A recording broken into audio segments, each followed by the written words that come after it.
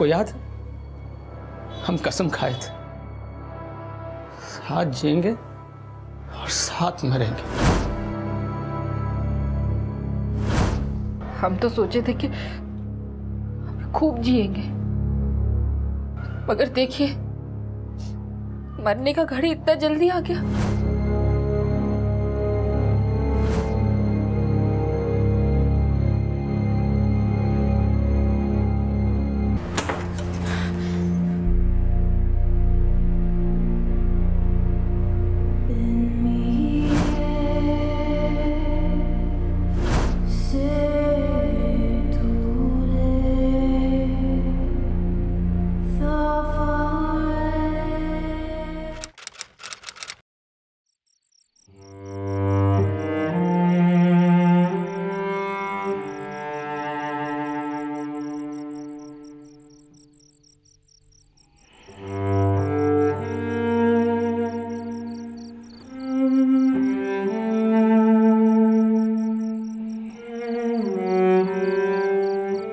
सरोज जी, हमारे बाद टीना का क्या होगा, तो हम सोचे ही नहीं।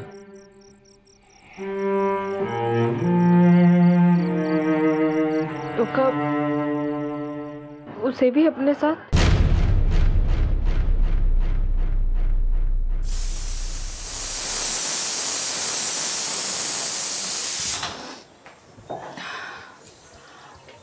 बसंत जी, हमारे ना 2 रोटी से ज़्यादा मत बनाइएगा, बहुत मोटे हो गए हैं हम।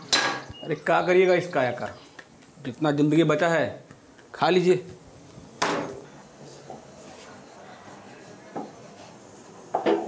आप कुछ सोचे टीना का क्या करना है? सोच लिए, उसको नहला के यूनिफॉर्म पहना देते हैं, चुटिया बना दीजिएगा, हमसे नहीं बनता है। चलो चलो बेटा, चलो चलो, आ जाओ। Bye bye bye bye.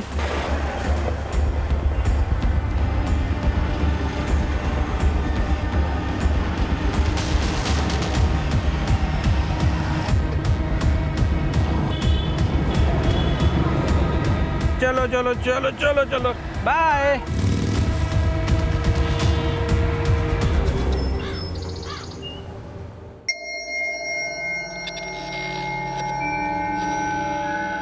अरे आइए आइए आइए आइए आइए महाराज जी, आइए विराजिए विराजिए, आइए तो सही। क्या लेंगे आप, ठंडा गरम कुछ मंगा दें? काहे शर्मिंदा कर रहे हैं सर? सर हमारा स्कूटर पंचर हो गया था। अच्छा भैया, हमेशा इनका कुछ ना कुछ पंक्चर होता है। आइए महाराज, वो दिखाइए, हम जो आपको डिफॉल्टर का लिस्ट बनाने के लिए बोले थे, हो गया काम? वो कर दिए सर हम। हाँ बताओ सर।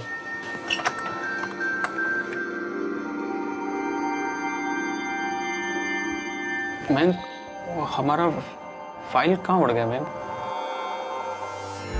फाइल का तुम्हारा बाल है जो उड़ जाएगा फुर करके?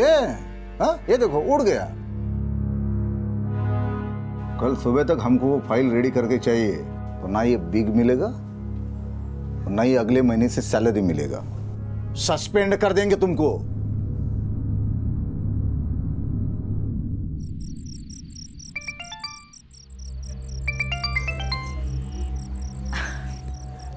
हाँ बोलिए बसंत जी। सरोज जी, मोहन पांडे हमको देर तक जगा जगा के फिर से कब्जी बढ़ा रहा है हमारी। फिर से लेट से आएंगे आप? अरे लेट कहाँ, आ ही नहीं पाएंगे हम।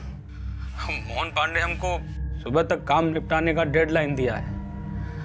हमारा दिल तो कर रहा है कि यहीं सर पटक पटक के डेड हो जाएं बस। नहीं नहीं बसंत जी, ऐसा मत बोलिए, हम साथ मरने की कसम खाए थे, याद है ना? चलिए काम निपटा लेते हैं।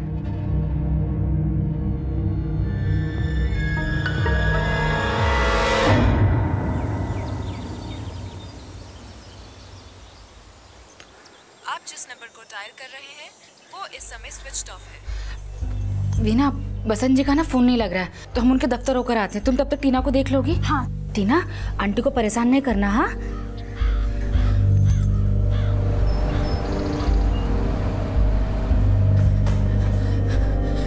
निर्मल भैया, बसंत जी को कुछ पता है क्या? वो अंदर है क्या? अरे अभी तक आए ही नहीं तो अंदर कहाँ से होंगे? लेकिन वो तो कल रात को यहीं रुके थे ना? अरे रुके थे या ना रुके थे, हमने सबका ठेका ले रखा है का।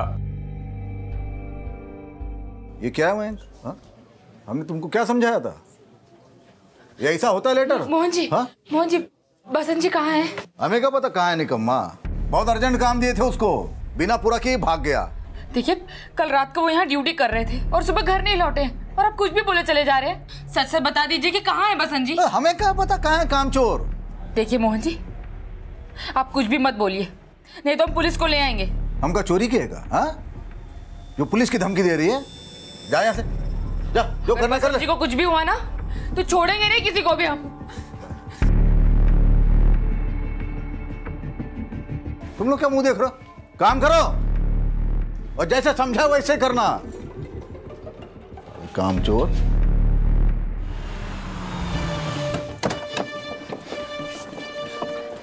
साहब यही ऑफिस है बसंत जी का। मैंने कितनी बार पूछा लेकिन कोई कुछ बताता ही नहीं है।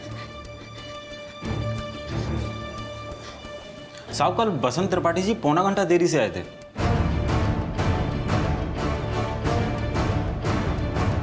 यहाँ पे एग्जिट टाइम सुबह 4 बजे का है। तुमने त्रिपाठी को जाते हुए देखा था? साहब वो तो नाइट ड्यूटी वाले ने देखा होगा। हाँ साहब, कल रात को बसंत नाइट ड्यूटी पे था। तो फिर नाइट करके घर क्यों नहीं पहुंचा? तो हम खुद ही हैरान हैं। हम उसको बहुत इंपॉर्टेंट काम दिए थे, अभी तक उसका ईमेल नहीं आया हमको। हमको तो लगता है साहब वो अपना काम किया नहीं ना, इसलिए ऑफिस नहीं आया। तो आपके कहने का मतलब है कि आपके इंपॉर्टेंट काम की वजह से वो नौकरी, घर बार, बीवी बच्चे सब कुछ छोड़ के गायब हो गया? सच सच बताइए, क्या चक्कर है? हम तुतला थोड़े नहीं रहे साहब। एक नंबर का निकम्मा था बसंत, कोई काम ठीक से नहीं करता था।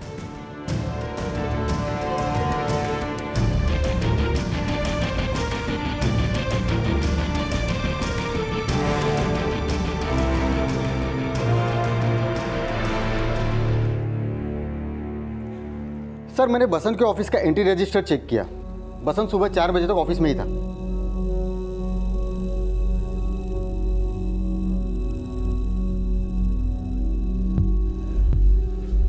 सर, ये तो सुबह 4 बजे तक सो रहा था। सर, मैंने बसंत के ऑफिस से लेकर घर तक के रास्तों पे पता करवाया, लेकिन कहीं पे भी कोई एक्सीडेंट या कोई सस्पिशियस नहीं मिला। लेकिन बसंत की बीवी ने शक ऑफिस वालों पे जताया है। हो सकता है कि बसंत सुबह घर गया हो, लेकिन उसकी बीवी हमसे कुछ छुपा रही है। मियां बीवी के आपसी रिश्तों के बारे में अच्छे से पता करो और इन दोनों के कॉल रिकॉर्ड्स निकालो। सर।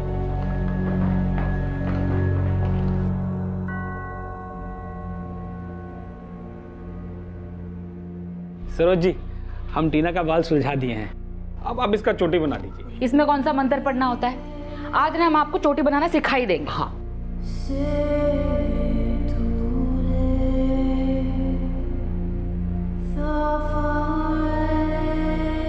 तो आज से टीना बिटिया का चुटिया पापा बनाएंगे।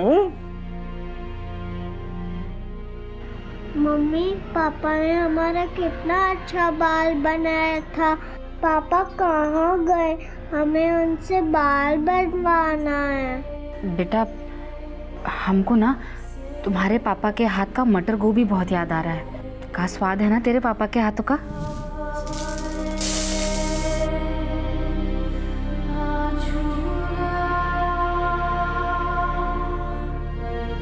मम्मी, हमें भी पापा का पराठा याद आ रहा है। बेटा, आज और पिज्जा खा लो। हाँ, कल से ना पक्का पक्का हम खाना बनाने की पूरी कोशिश करेंगे। हाँ,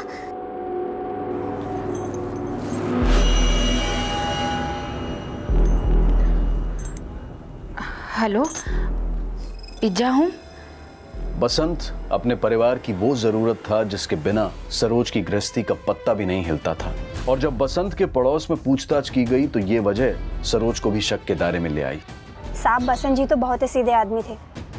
उनका आस पड़ोस में किसी से कोनो झगड़ा वगड़ा नहीं था। बसंत का अपनी बीवी सरोज के साथ कैसा रिश्ता था? बसंत को नौकर बना के रखा था सरोज ने। वो घर का सारा खाना भी बनाता था और झाड़ू पोछा भी बसंत ही करता था। सर, पड़ोसियों से पता चला है कि सरोज के घर का पूरा काम बसंत ही करता था। सर, एक और बहुत इंटरेस्टिंग बात पता चली है।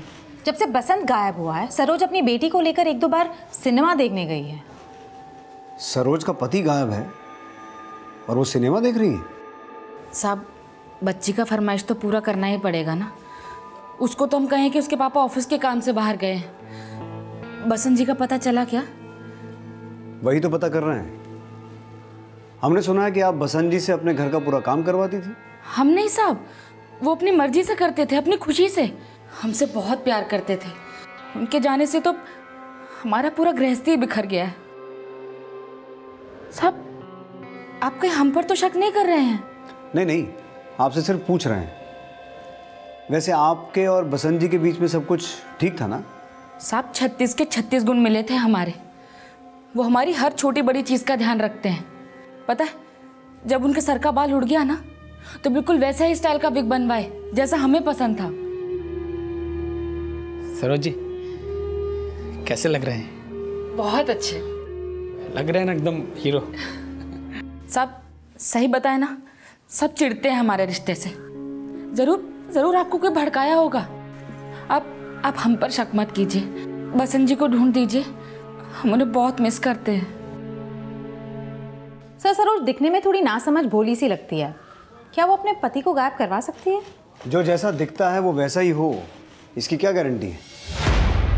इनके कॉल रिकॉर्ड्स कहाँ पहुंचे? सर, बस आने ही वाले हैं। सर, धौलीबाग के पास बसंत त्रिपाठी का स्कूटर मिला है। सर, पूछताछ में पता चला कि स्कूटर कल सुबह से यहाँ खड़ा है।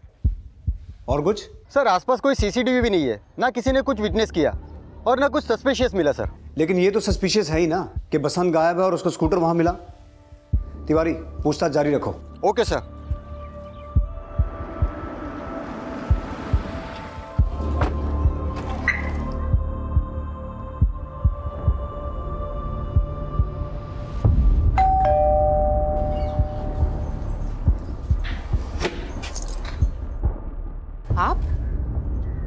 आप यहाँ क्यों आए? अब क्या है, हमसे रहा नहीं गया तो पूछताछ करने चले आए।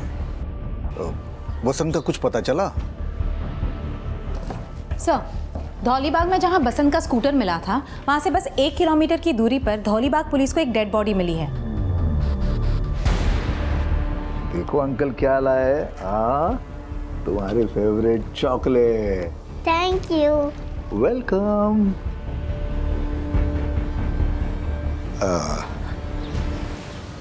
सरोज, किसी भी चीज़ की ज़रूरत होगी तो बोलना हमें। वैसे तो हम आते ही रहेंगे बच्ची को मिलने के लिए, चॉकलेट लेकर।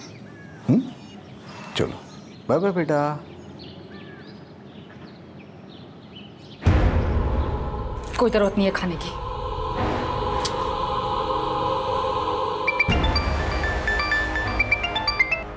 हेलो सरोज जी, आपको जिला शवग्राह आना पड़ेगा। शवग्राह?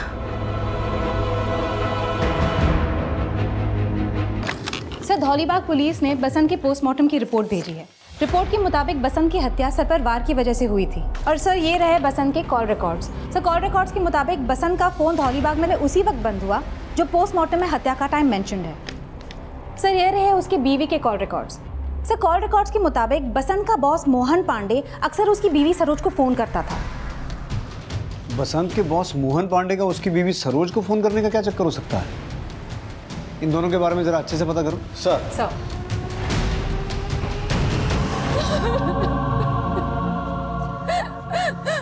बसंत जी। बसंत की अपने ऑफिस में भले ही कोई कद्र नहीं थी, लेकिन बसंत अपने छोटे से परिवार की रीढ़ की हड्डी था। और अब सरोज के लिए अपनी बेटी टीना और अपनी जिंदगी की गुजर बसर करना एक बहुत बड़ी चुनौती बन गया था। सर, पता चला है कि बसंत का बॉस मोहन पांडे अक्सर उसे ह्यूमिलिएट करता था। जिस रात वो ऑफिस में रुका था, उस दिन भी उसके बॉस ने उसे ह्यूमिलिएट किया था। हमारा फाइल कहाँ उड़ गया मैम? फाइल का तुम्हारा बाल है जो उड़ जाएगा फुर करके। ये देखो उड़ गया। सर, मोहन सर बसंत सर को आए दिन परेशान करते थे। साहब, एक बार तो मोहन सर ने बसंत जी पर गर्म चाय भी फेंक दी थी। मोहन पांडे बसंत को ह्यूमिलिएट करता था, लेकिन उसकी बीवी सरोज को फोन क्यों करता होगा? सर, मोहन पांडे अक्सर बसंत के घर जाया करता था और आए दिन वो उसे नाइट भी करवाता था। सर, मुझे लगता है कि मोहन और सरोज का कोई अफेयर चल रहा है। और जिस सुबह बसंत अपने ऑफिस से निकला, वो घर गया और इन दोनों ने उसका मर्डर करके उसकी बॉडी धौलीबाग में डंप कर दी। अगर ऐसा है तो बसंत के घर से हमें कोई ना कोई क्लू तो जरूर मिलेगा। बसंत के घर का सर्च वारंट निकालो।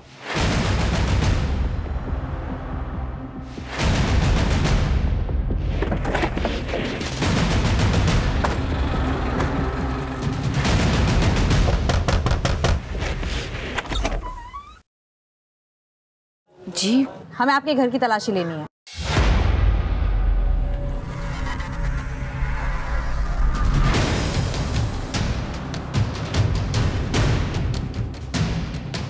मैडम ये देखिए।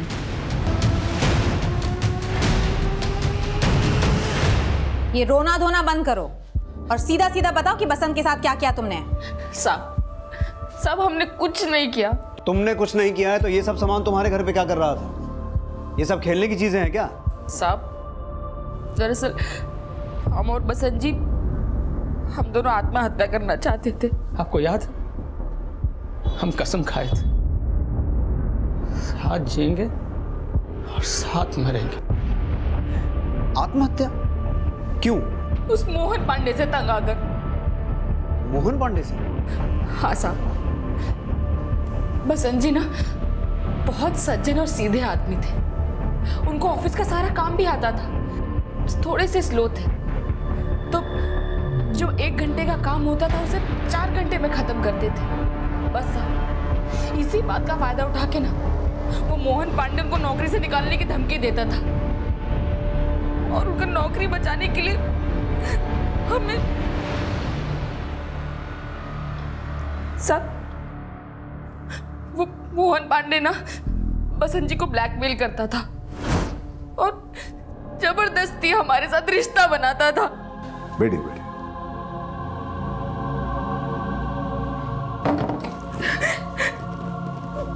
सरोज जी आप रोइए मत, वरना हमारा नाइट खराब हो जाएगा। हाँ, मतलब बसंत तुम्हें खुद मोहन पांडे के पास जाने को कहता था और तुम मान जाती थी? हमें मानना पड़ता था साहब, बस इसलिए हमने और बसंत जी ने आत्महत्या करने का फैसला किया। लेकिन अगर हम मर जाते तो हमारी बिटिया टीना को कौन देखता? बस हमने इसीलिए आत्महत्या नहीं की। तुम दोनों आत्महत्या करने वाले थे तो फिर बसंत का मर्डर किसने किया होगा? वही मोहन पांडे किया होगा सर, क्योंकि उससे तंग आकर हमने ये शहर छोड़ने का फैसला कर लिया था। शहर छोड़कर जाने का फैसला कर लिया था, लेकिन हमारे पास नहीं आए। सब आके क्या कहते, हमारी इज्जत का बात था। सर मोहन पांडे का फोन काफी टाइम से बंद आ रहा है और आज वो अपने ऑफिस भी नहीं पहुंचा। उसकी बीवी ने हमें बताया कि वो कल रात से घर पे भी नहीं आया। उसकी बीवी से हमने उसके ड्राइवर का नंबर लिया तो ड्राइवर ने हमें बताया कि मोहन ने कल उसे जल्दी छुट्टी दे दी थी और वो खुद अपनी कार लेके चला गया। सर मुझे ऐसा लगता है कि बसंत की हत्या के बाद मोहन डर गया कि सरोज उसके बारे में सब कुछ सच बता देगी, इसलिए वो भाग गया। साहब कल हमारी बिटिया का जन्मदिन था, इसलिए हमने साहब से खुद छुट्टी मांगी थी। चल रीगल होटल चल। साहब कितना टाइम लगेगा साहब? हमको आज घर जल्दी पहुंचने का साहब। तू जा, हम गाड़ी लेके जाते हैं। फिर साहब ने हमें छुट्टी दे दी और खुद गाड़ी लेके वहाँ से चले गए। तो कल तुम्हारे साहब रीगल होटल जाने वाले थे? हाँ साहब, वो तो अक्सर रीगल होटल जाते थे। रीगल होटल में किससे मिलते थे? साहब मिलते किसी से नहीं थे, वो तो बसंत जी की बीवी के साथ वहाँ जाते थे। तो कल बसंत जी की बीवी उनके साथ थी? नहीं सर, जब से बसंत साहब गायब हुए हैं उन्होंने वहाँ जाना ही छोड़ दिया है। लेकिन कल शायद मोहन सर ने कॉल करके सरोज जी को वहाँ बुलाया था। तो सरोज अपनी मर्जी से उनके साथ जाती थी? साहब वो तो पता नहीं, लेकिन मैंने सरोज मैडम को कई बार रोते हुए देखा था, पर मोहन सर उनको आंख दिखा के चुप करा देते थे। ठीक है, तुम जा सकते हो। सर। संध्या, सरोज को बुलाओ। सर।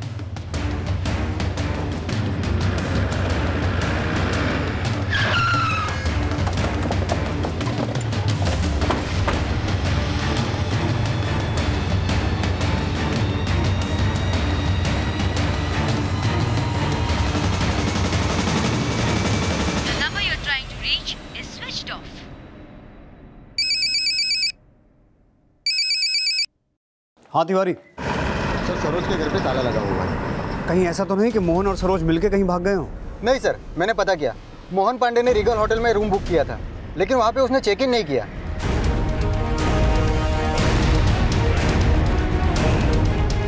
सर, मोहन का फ़ोन इसी एरिया में बंद हुआ था। सर, ये रास्ता रीगल होटल की तरफ जाता है और मोहन के कॉल रिकॉर्ड से ये साफ जाहिर है कि उसने सरोज को कॉल किया था और आधे घंटे के बाद उसका फ़ोन बंद हो गया था। सर, सरोज का कोई लीड नहीं मिला है, लेकिन उसके पड़ोस से पता चला है कि उसके मायके में भी कोई नहीं है। मोहन पांडे का मर्डर हो गया और सरोज गायब है। सरोज ने हमें कहा था कि बसंत उसे जबरदस्ती मोहन पांडे के पास भेजता था। कहीं ऐसा तो नहीं कि उन दोनों से तंग आकर पहले उसने बसंत को मारा और अब मोहन पांडे को मारकर फरार हो गई? और जल्द ही सरोज से जुड़ी एक नई जानकारी सामने आई। कुछ दिनों से एक आदमी सरोज से मिलने यहाँ आ रहा था।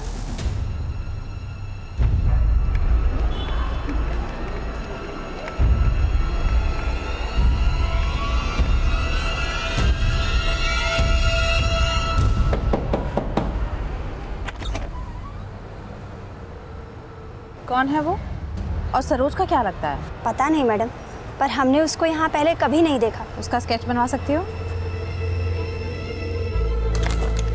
सर, ये देखिए, उस आदमी का स्केच तैयार हो गया है। सर, कहीं ऐसा तो नहीं कि सरोज ने इसी से बसंत और मोहन का मर्डर करवाया हो सकता है। पता लगाओ ये आदमी कौन है और सरोज इस वक्त कहाँ है वो पता करो। सर, सरोज के मायके में तो कोई भी नहीं है। उसके माँ बाप बहुत साल पहले ही गुजर चुके हैं। सरोज के मायके में कोई नहीं है, लेकिन बसंत? सर, बसंत के फादर का नाम शंकर त्रिपाठी था, लेकिन कुछ 6 साल पहले उनका देहांत हो चुका है। इलाहाबाद का एक एड्रेस मिला है, लेकिन वो घर भी बहुत साल पहले बिक चुका है। सर, एक और बात पता चली है, बसंत त्रिपाठी शंकर त्रिपाठी का सगा बेटा नहीं था। शंकर त्रिपाठी ने बसंत को अडॉप्ट किया था। शंकर त्रिपाठी ने बसंत को अडॉप्ट किया था? लेकिन वो आदमी कौन था जो सरोज के घर के बाहर देखा गया? और सरोज कहाँ जा सकती है? सरोज तक पहुंचने के लिए जब उसके घर की छानबीन हुई तो पुलिस को एक लीड मिली। ये तो बसंत और सरोज का मैरिज सर्टिफिकेट है। रजिस्ट्रार ऑफिस से पता करो, शायद कोई क्लू मिले। सर, बसंत और सरोज के मैरिज सर्टिफिकेट बनने के दौरान 2 विटनेस के सिग्नेचर थे। एक का नाम था नारायण त्रिपाठी और दूसरे का नाम था ब्रिजेश त्रिपाठी, और दोनों के एड्रेस बनारस के हैं। सरोज और बसंत दोनों के ही परिचित या रिश्तेदार नहीं थे और सरोज तक पहुंचने के लिए पुलिस उन 2 विटनेसेस से मिलने बनारस पहुंची जिन्होंने बसंत और सरोज के मैरिज सर्टिफिकेट पर साइन किए थे। साहब, नारायण त्रिपाठी जी का तो पिछले साल ही देहांत हो गया था। फिर उसके बाद में उनका बड़ा बेटा ये घर बेच के चला गया। बड़ा बेटा कौन है? साहब, ब्रिजेश त्रिपाठी। तो फिर छोटा बेटा कौन है? साहब, बसंत त्रिपाठी। मतलब बसंत उनका सगा बेटा था? हाँ साहब, लेकिन बसंत ने नारायण और ब्रिजेश दोनों से एकदम से रिश्ता तोड़ दिया था। वो नारायण की मौत पे भी नहीं आया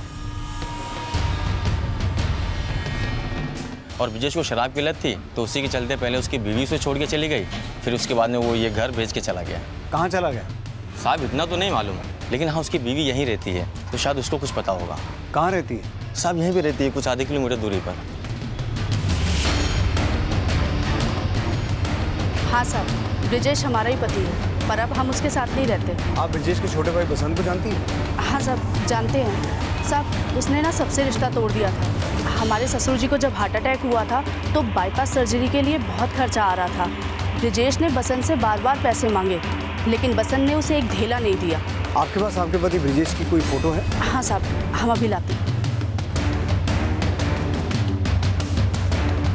साहब,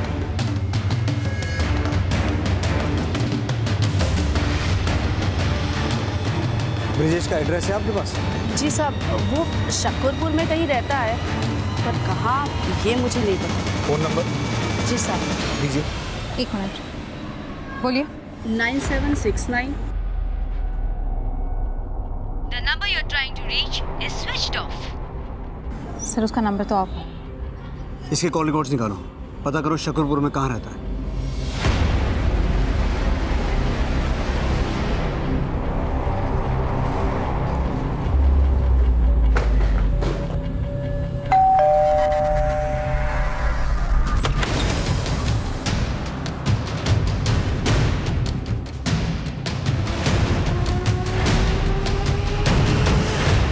साहब, ब्रिजेश भैया ही हमें यहाँ लेकर आए। बोले कि बसंत जी तो अब रहे नहीं, तो हम कुछ दिन यहाँ आकर रह लें, टीना और हमारा माहौल बदल जाएगा। बहू, तुम इतना सब सह रही थी, हमको पहले ही बता देती। रो मत बहू, यहाँ रहो आराम से, हम हैं तुम्हारे साथ। ब्रजेश है कहाँ? जिस दिन हमको यहाँ लाए उसी दिन हमारा फोन बिगड़ गया। बोले कि ठीक करवा कर लाता हूँ, फिर पता नहीं कहाँ गायब हो गए। साहब, हम तो खुद यहाँ आकर फंस गए हैं। अपना फोन बंद होने का अच्छा एक्सक्यूज दिया तुमने। क्या मतलब? आप हम पे शक कर रहे हैं? हाँ, तुम गायब हुई और वहां हमें मोहन पांडे की लाश मिली। मोहन पांडे मर गया? सरोज, ज्यादा चालाक मत बनो। तुम ही ने मारा उसे और यहाँ आकर छुप के बैठी हो। साहब, अगर हमें उसे मारना होता ना तो उसी दिन मार दिए होते जिस दिन उसने हमें पहली बार छुआ था। जिस दिन वो मरा, उसने मरने से पहले तुम्हें फोन किया था। क्या बात हुई थी तुम्हारी? साहब, हम आपको कितनी बार बताए हैं कि वो हमको परेशान किया करता था और उस दिन भी अपने पास बुला रहा था। हम बस गुस्से में फोन काट दिए। शंकर त्रिपाठी को जानती हो? जी हाँ, वो बसंत जी के बाबूजी थे। लेकिन ब्रजेश तो नारायण त्रिपाठी का बेटा है। जी, बसंत जी बताए थे हमें। शंकर बाबूजी और नारायण बाबूजी बहुत अच्छे दोस्त थे। शंकर बाबूजी की कोई संतान नहीं थी तो उन्होंने बसंत जी को गोद ले लिया था। पुलिस सरोज को शक के दायरे से बाहर नहीं रख पा रही थी। वहीं बसंत के भाई ब्रजेश की तलाश भी जारी थी, जिसके लिए उसके कॉल रिकॉर्ड्स और बसंत की हत्या वाली जगह का डंप डेटा भी स्टडी किया जा रहा था। पुलिस ब्रजेश की शराब की लत से अवगत थी, इसलिए शहर के उन सभी ठिकानों पर नजर जमाए हुए थी जहां ब्रजेश मिल सकता था, और जल्दी ही उनकी तलाश खत्म हो गई। जिस दिन बसंत मरा उस दिन तू बनारस से इलाहाबाद आया था। तूने सिर्फ बसंत को ही नहीं, मोहन पांडे को भी मारा। जिस जगह मोहन पांडे की लाश मिली थी, तेरा फोन उसी जगह पे एक्टिव था। ये देख। हमने मारा मोहन पांडे को क्योंकि उसने हमारे छोटे भाई की बीवी की इज्जत पर हाथ डाला था, इसलिए हमने मारा उसको। सरोज ने कहा था उसे मारने के लिए? नहीं साहब, वो तो बस हमारे सामने अपना दुखड़ा रोई थी। हमें गुस्सा आ गया और हम जाकर के मोहन पांडे को मार दिए। हमने सुना है बसंत ने तेरे साथ रिश्ता तोड़ लिया था, और पिता नारायण त्रिपाठी से भी। नहीं साहब, वो बस हमारी आदतों से परेशान थे, लेकिन बाबूजी के साथ उनको किसी तरह की कोई परेशानी नहीं थी। बसंत को शंकर त्रिपाठी ने अडॉप्ट क्यों किया था? उनका शादी नहीं हुआ था और उनके आगे पीछे भी कोई नहीं था। वो बाबूजी के बहुत अच्छे दोस्त थे, इसलिए उन्होंने बसंत को अडॉप्ट किया था साहब। ब्रजेश ने स्वीकार कर लिया था कि मोहन पांडे की हत्या उसने की थी, लेकिन बसंत की हत्या का केस अब भी अनसॉल्व था। 1 महीने से ज्यादा गुजर चुका था और इसी दौरान सरोज से जुड़ी एक नई जानकारी सामने आई। सर, पता चला है सरोज को बसंत की जगह विभाग में जॉब दे दी गई। उसकी जॉब लगवाने में मोहन पांडे का ही हाथ था। उसके स्पेशल रिकमेंडेशन पे ही उसको बसंत की जगह जॉब देने की अर्जी भेजी गई।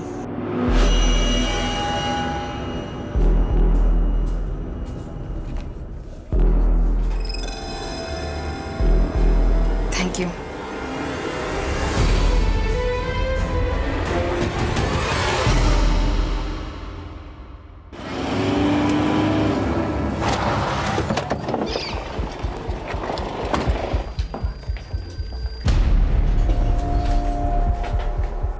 साहब, बसंत जी की मौत का दुख मनाते रहने से टीना का पेट तो नहीं भर पाएगा ना, इसीलिए हमने ये नौकरी ज्वाइन की। लेकिन हमने सुना है कि ये नौकरी दिलवाने में मोहन पांडे ने आपकी बहुत मदद की थी। साहब, वो कभी भी किसी की भी मदद अपने मतलब से ही करता था, लेकिन देखिए भगवान ने उसको उसके किए की सजा दे ही दी। लेकिन उसे मारा आपके जेठ ने ही है। हाँ साहब, ये उन्होंने सही नहीं किया, लेकिन अब क्या कर सकते हैं। शायद उनसे हमारी बेइज्जती बर्दाश्त नहीं हुई। सर, पता चला है सरोज की तरह मोहन पांडे की बीवी माया को भी मोहन पांडे की जगह नौकरी मिल गई है।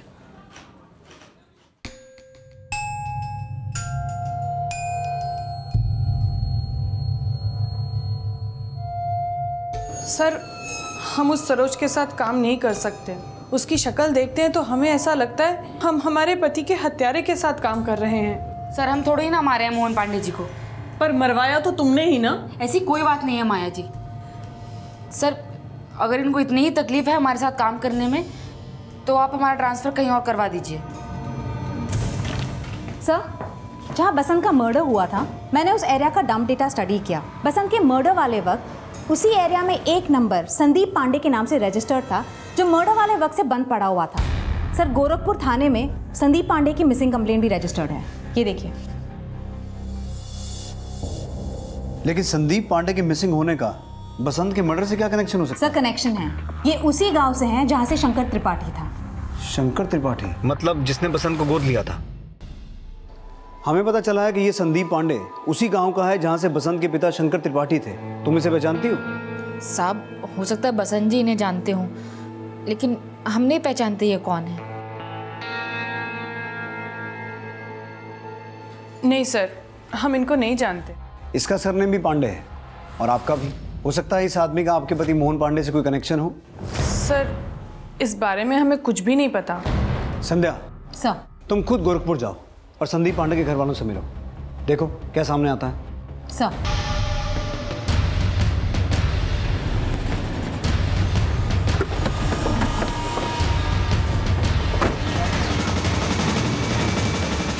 संदीप पांडे हमारा ही बेटा है। 2 महीने पहले ही वो इलाहाबाद गया था और एक दिन अचानक से गायब हो गया। वो इलाहाबाद किस काम से गया था? वो नौकरी ढूंढने के लिए गया था। इलाहाबाद में हमारा मुंह बोला भाई रहता था। संदीप तो वहीं जा रहा था, पर हमने बोला अपने मामा से भी मिल लेना। लेकिन जब वो गया उसके मामा गुजर चुके थे। आपके इस मुंह बोले भाई का नाम क्या था? शंकर त्रिपाठी। शंकर त्रिपाठी अगर संदीप पांडे का मामा है तो बसंत भी उसको जानता होगा, लेकिन सरोज ने उसे आइडेंटिफाई नहीं किया। लेकिन सर, बसंत के मर्डर वाली जगह पे संदीप पांडे का फोन बंद होना ये कोई इत्तेफाक की बात नहीं हो सकती। जरूर संदीप पांडे का बसंत के मर्डर के साथ कोई ना कोई कनेक्शन है। ये संदीप पांडे अगर इलाहाबाद आया था तो इसको बसंत के साथ किसी न किसी ने तो देखा होगा। बसंत के आस पड़ोस, ऑफिस, सब जगह इसके बारे में पूछताछ करो। Okay sir. हाँ मैडम, इस आदमी को मैंने यहाँ देखा है। हमारे यहाँ चाय पीने आता था। और इस आदमी के साथ ये आदमी होता था? नहीं मैडम, इतना ध्यान नहीं दिया। संदीप पांडे का गायब होना उसे बसंत की हत्या का प्राइम सस्पेक्ट बना रहा था, लेकिन उसका सरोज से अफेयर था या नहीं, ये सिर्फ पुलिस की थ्योरी थी जिसका कोई भी प्रूफ पुलिस को नहीं मिला था। और इसी दौरान सरोज ने इलाहाबाद से बनारस में ट्रांसफर ले लिया और सरोज के बनारस ट्रांसफर लेने के 4 महीने बाद भी पुलिस को कोई लीड नहीं मिली थी। बसंत की हत्या हुए 4 महीने हो चुके हैं और संदीप पांडे कहाँ गायब है इसका कोई क्लू नहीं मिला अभी तक। और सर, सरोज का संदीप पांडे से कोई कनेक्शन होगा, इसका भी तो कोई लीड नहीं मिला है। संध्या, हो सकता है इस केस में हमसे कुछ चूक हुई हो। बनारस चलने की तैयारी करो। सरोज से एक बार दोबारा मिलते हैं। Yes sir.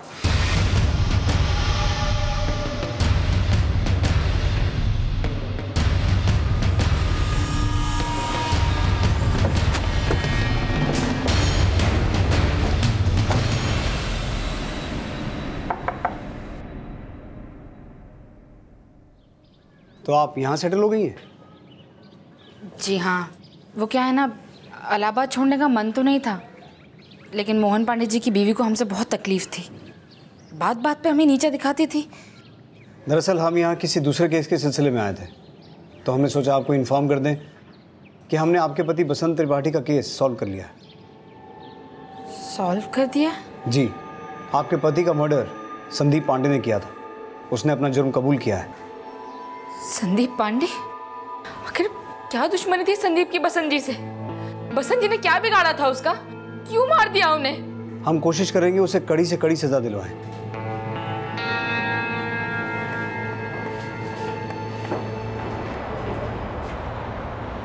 सर, आपने उसको झूठ क्यों बोला?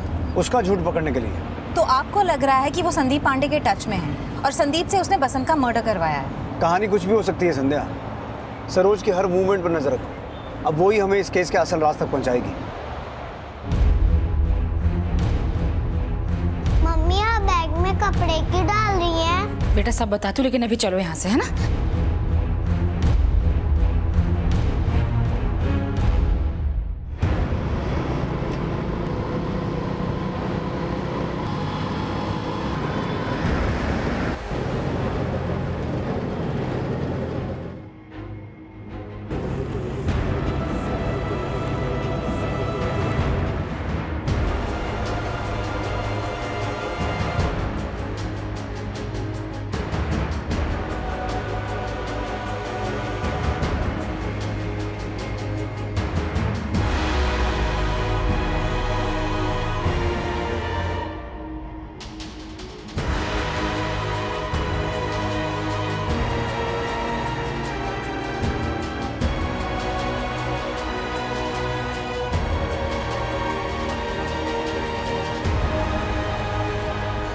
लेके जाओ। अपने फरेब का नकाब खुद उतारोगे या हम तुम्हारी खाल उतारें?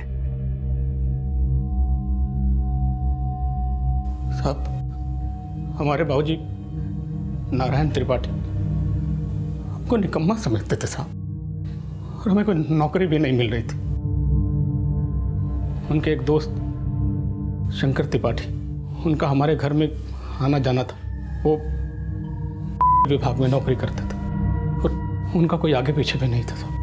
तो शंकर त्रिपाठी को तूने मारा? हाँ साहब, उनको अस्थमा की बीमारी थी साहब, तो हमने उनको अस्थमा का अटैक दिलवा दिया और एडॉप्शन के फेक बैकडेटेड डॉक्यूमेंट्स बनवा लिए। उनका कानूनी बेटा होने के नाते उनकी मौत के बाद हमें उनकी जगह विभाग में नौकरी मिल गई साहब। सब ठीक चल रहा था साहब। थोड़े टाइम पहले ये संदीप पांडे, इसको हमारे फर्जीवाड़े का पता चल गया। हमको अपने मामा की कुर्सी पे बैठा देख इंक्वायरी बिठाने का धमकी देने लगा और जाके मोहन पांडे से मिल गया। मोहन पांडे पता नहीं संदीप को का कह के भेज दिया और उसकी जगह मोहन पांडे उसी बात पर हमको धमकी देने लगा, ब्लैकमेल करने लगा। सब हमारी सरोज के साथ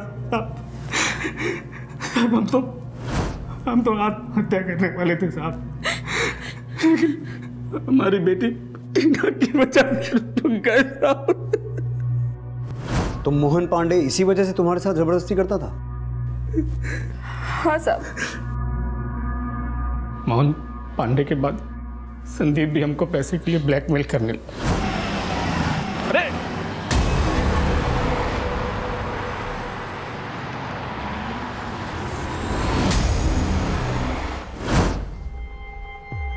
एक तरफ मोहन और दूसरी तरफ संदीप।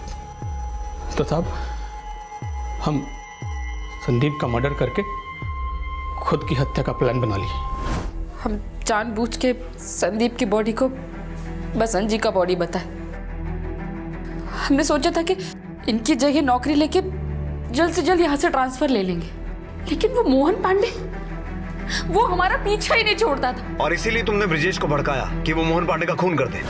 भैया, वो मोहन पांडे हमको कहीं का नहीं छोड़ा और हमको पता है कि बसंत जी को भी ना उसी ने मारा है। भैया, हमारे पास जितना भी गहना जेवर रुपया पैसा है ना, हम सब आपको दे देंगे, लेकिन हमें उस यमदूत से छुटकारा चाहिए भैया। उस यमदूत को नरक पहुंचा दीजिए भैया। और ब्रिजेश भैया हमारे भड़काने पे जाकर मोहन को सचमुच मार दिए। सरोज जी का कोई गलती नहीं है सर, इनको हम ही कहे थे वो सब करने के लिए। हाँ साहब, ये हमारे पति है, इनकी हर बात मानना हमारा फर्ज है। तुम फर्ज नहीं निभा रही थी, तुम अपराध कर रही थी। पत्नी होने का यह मतलब नहीं है कि पति जो भी कहे बिना सोचे समझे उसमें हाँ में हाँ मिलाकर अपराध के भागीदार बन जाओ। एक रहम कीजिएगा साहब, सरोज जी को छोड़ दीजिए साहब। वो कहा कि अगर ये भी जेल में चली गई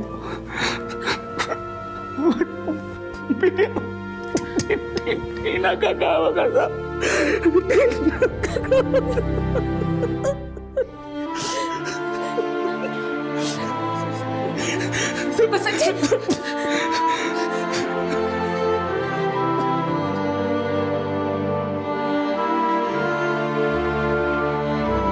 माना कि हम खाली हाथ आते हैं और खाली हाथ जाते हैं, लेकिन अपने पीछे अपने कर्मों के निशान जरूर छोड़ जाते हैं, और जिसका सबसे ज्यादा असर हमारे अपनों की जिंदगी पर पड़ता है। गवर्नमेंट स्कीम का गलत फायदा उठाकर बसंत ने नौकरी तो हासिल कर ली, लेकिन कहते हैं ना कि गलतियों की सुधरने की गुंजाइश होती है, लेकिन अपराध ना तो सुधारा जा सकता है और ना ही छिपाया जा सकता है।